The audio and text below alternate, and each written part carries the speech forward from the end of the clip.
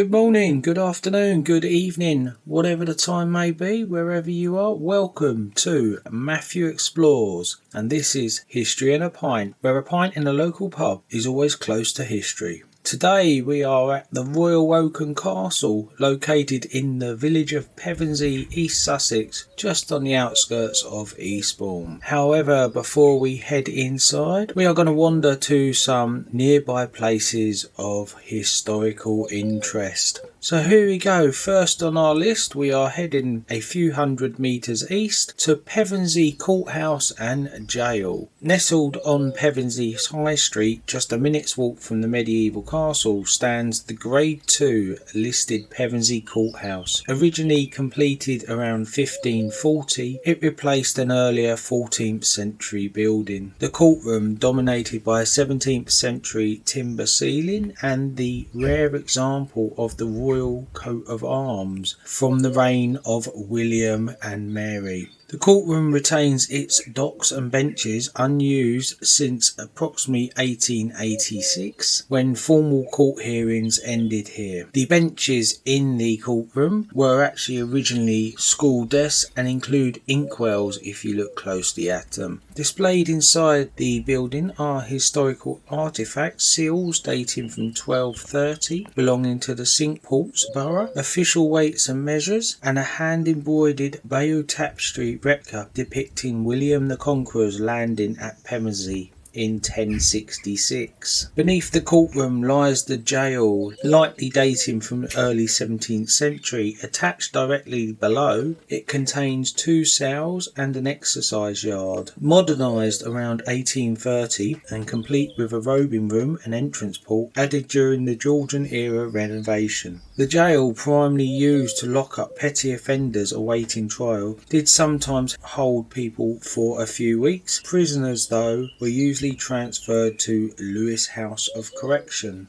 The gaol remained operational and the last case was heard in 1886 when the Borough Corporation was abolished under the Municipal Corporations Act of 1883. Notably, one of the last inmates was Betty Breach, imprisoned in 1887 for assaulting her husband. Public outcry led to a magistrate's public apology and her release. In World War II, the cells even held a captured German airman, and some of the benches were reportedly covered in zinc so the space could be used as a temporary mortuary. Today the building functions as a free local museum curated by the Pevensey Town Trust, formed in 1890 to manage the former corporation's assets. Exhibits span from the Roman artefacts and prehistoric fossils to smuggling, local tools and costumes, including that of the Pevensey Beadle, which is a costume that is nearly 200 years old. Small in size but rich in stories, Pevensey Courthouse and Gaol offers a rare, authentic journey through centuries of justice. A museum that any visitor to Pevensey should attempt to visit. So that's all for Pevensey Courthouse and Gaol.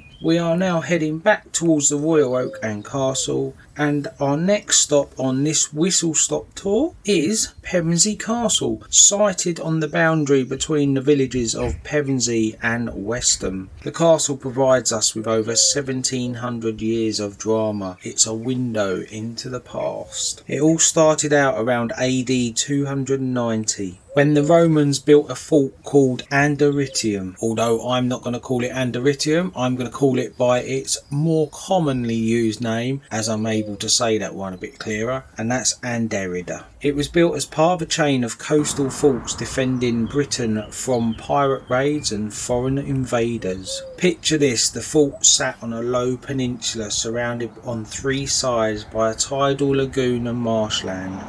With the sea lapping at its base, ships could moor directly beneath the southern walls. That coast has since silted up, pushing the shoreline to where it is now, about 1.5 kilometres away at Pevensey Bay.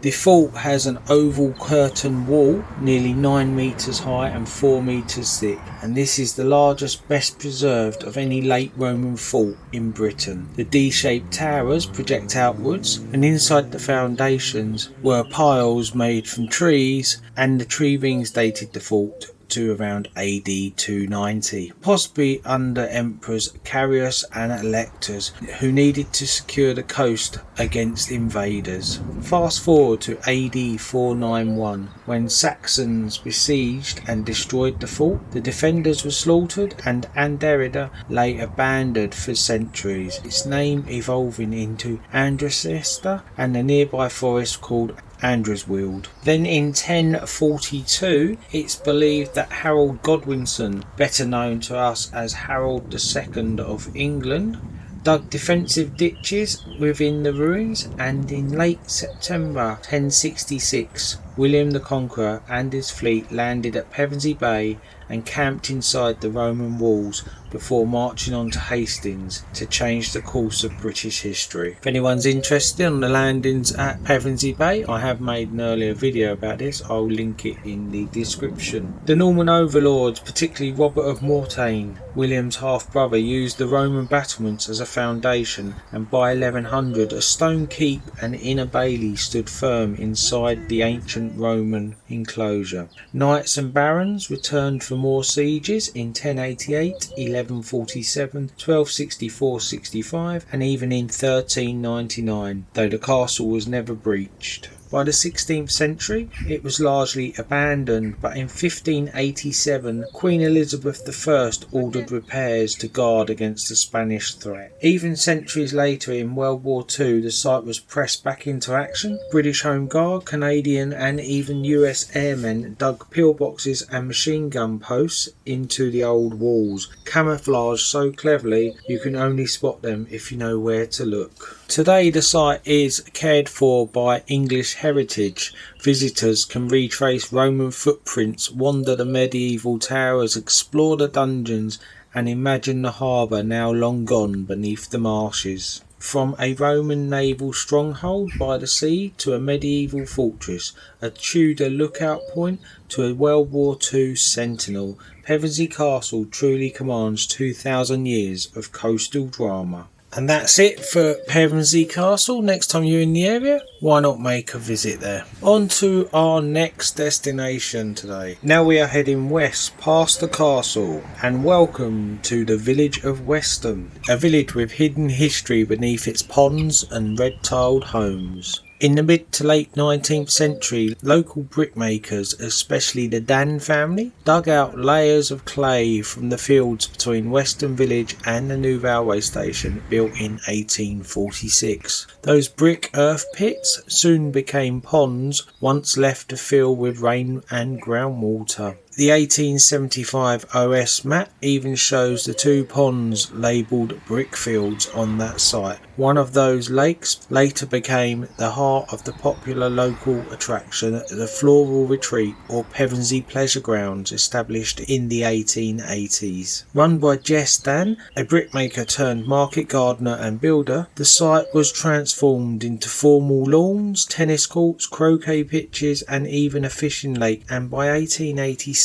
under his son Frederick's direction, guests flocked for strawberry teas, boat rides, greenhouses full of grapes and fruit, and even lawn dances under Chinese lanterns and full moons, all easily reached by train from Eastbourne or Hastings. Today the ornamental lake is gone, but Weston Pond, just off the High Street, still hosts swans and ducks and is a quiet reminder of the industrial past turned leisure spot. So next time you stroll past Weston Pond or admire the sturdy Victorian brick cottages on the High Street, remember it all began with clay dug for bricks. A bit of creative gardening turned the clay pits into pleasure. Westham's brick industry left its mark in both houses and hidden waterways. Finally, we are heading back towards the pub, but before we head back in there for a bit of refreshment, just opposite the pub on Pevensey High Street is the location of our final bit of history for today.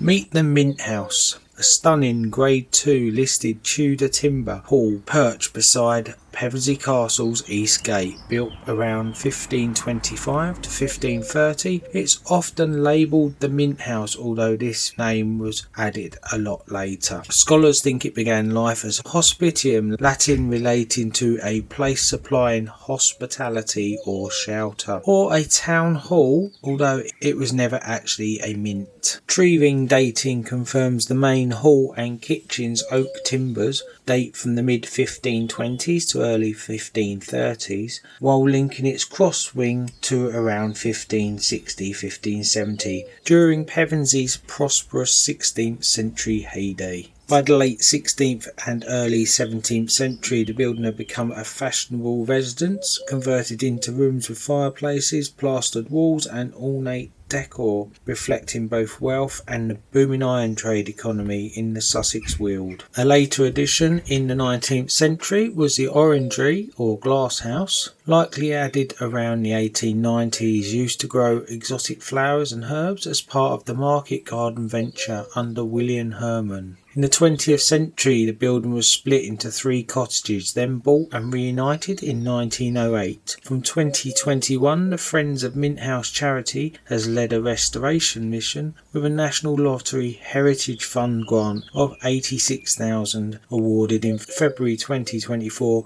to help preserve the structure and wall paintings, and to transform the site into a folklore and culture hub. Legends swirl in every beam. Tales include grisly murders, ghostly Elizabethan ladies appearing in walls, and even jewels involving Sir Harry Vault, although no evidence has been provided so far. But the stories are part of local mythology woven by generations of folklore. Today, the Mint House, once a Tudor hall, courtroom and market refuge, is being reborn as a vibrant community space celebrating Sussex folklore. From Tudor timbers to ghost stories, from grand halls to a cultural hub, the Mint House is Pevensey's little palace of history and folklore. And that is that. Just one thing to do before we head inside for a nice pint on this lovely summer's day. The Royal Oak and Castle. It's a perfect place to visit after a wander around Pevensey and Pevensey's historic castle. Easily within reach of the train station, the pub has a large garden, dog friendly, and the staff are very welcoming. So now for that drink. And today's pint is a pint of Camden Pale Ale, a pint described by its brewers as hoppy, fruity and dry, and it's drinkable at 4%. Made with American hops, it's still got all the punch of a pale ale, just less shouty and designed for British tastes. So if you've enjoyed the video, please like and subscribe and share, and all that remains for myself and Bronte is to say cheers, and until next time, bye for now.